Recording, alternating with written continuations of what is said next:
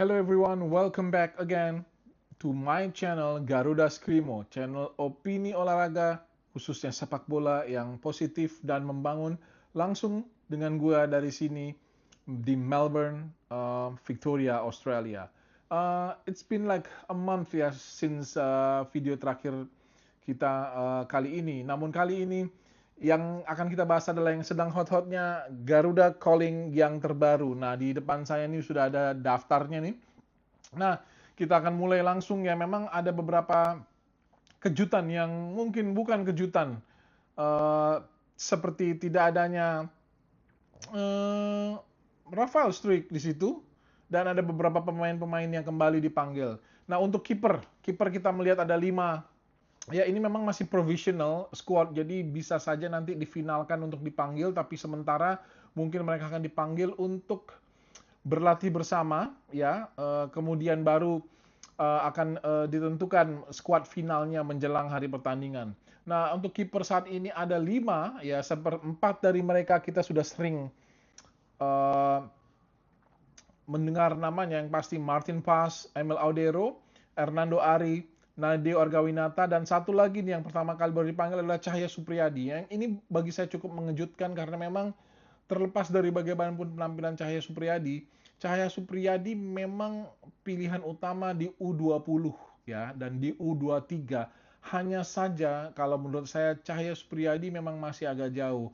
Nah, sangat disayangkan saat ini adalah ketidakhadiran Cyrus Margono, dan saya pikir ini wajar kenapa Cyrus tidak dipanggil, karena Cyrus benar-benar terpaksa hilang dari radar karena posisi dia di Persija sendiri belum pasti, dalam arti dia masih cadangan, dia belum dimainkan, kalah bersaing atau ya saya nggak tahu dikalahkan bersaing atau kalah bersaing dengan Andritani Ardiasa.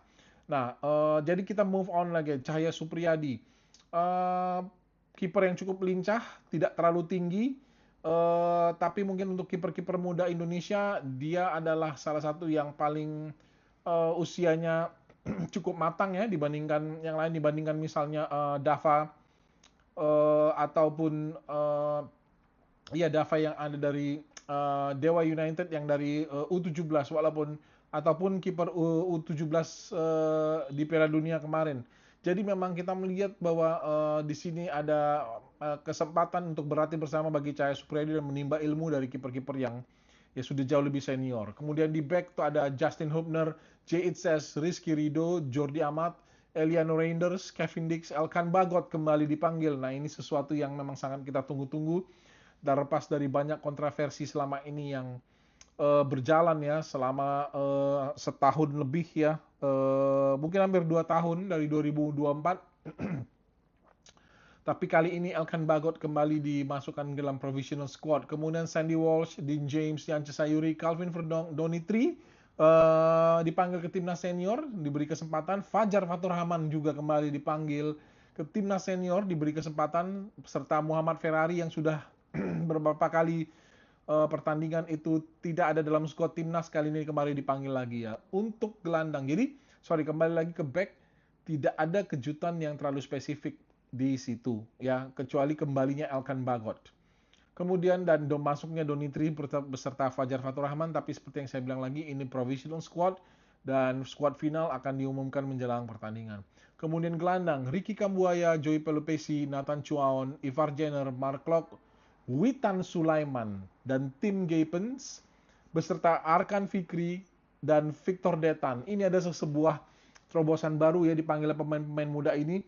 Saya cukup sebenarnya kaget melihat, paling paling kaget ini melihat nama Witan Sulaiman, which is Witan sudah lama hilang dari peredaran. Padahal bagi saya Witan adalah pemain gelandang atau bahkan bisa bermain di sayap yang sangat baik dengan kecepatannya, dengan kengototannya, tapi memang dia agak sedikit menurun akhir-akhir ini.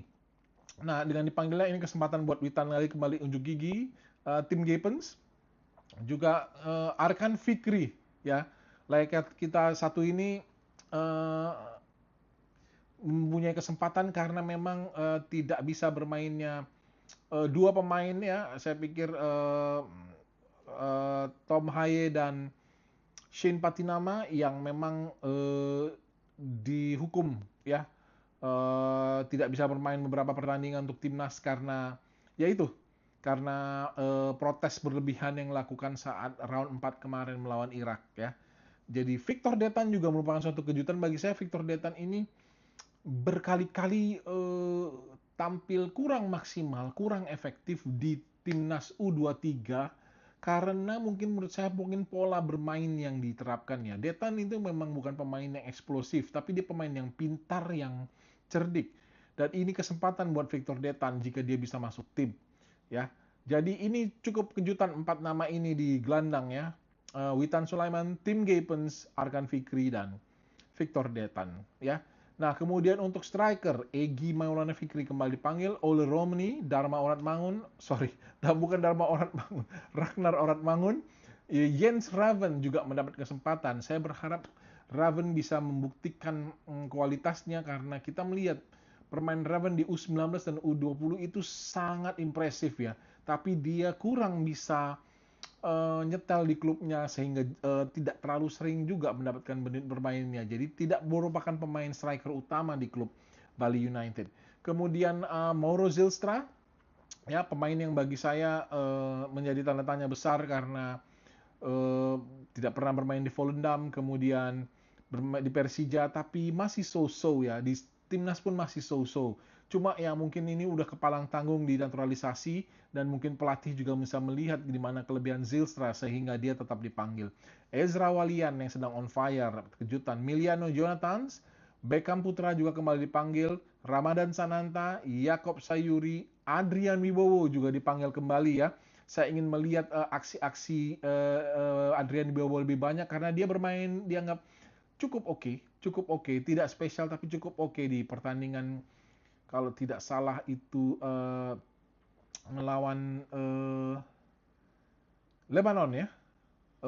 Kemudian ada Hoki Caraka kembali dipanggil dan Stefano Lillipali. Ini juga sebuah kejutan. Saya berpikir dengan berakhirnya era Patrick Kluivert mungkin Stefano Lillipali sudah tidak akan dipanggil lagi, tapi ternyata Lillipali masih dipanggil. So this is sesuatu yang mengagetkan. Nah, teman-teman yang ingin saya share di sini adalah bagaimana tim ini akan dibentuk dengan John Hartman dengan mungkin gaya yang baru atau gaya yang dianggap paling pas untuk permainan timnas Indonesia. Kita semua berharap pertandingan ini bisa berlangsung dan semuanya akan lancar dan pemain-pemain juga bisa dengan lancar atau tidak mengalami hambatan untuk kembali ke Indonesia dengan adanya perang di Timur Tengah. Tapi cukup menarik untuk melihat kiprah pemain-pemain seperti Stefano Lillipali, Adrian Wibowo, Ezra Walian ya, Jens Raven, itu semua kita tunggu kiprahnya.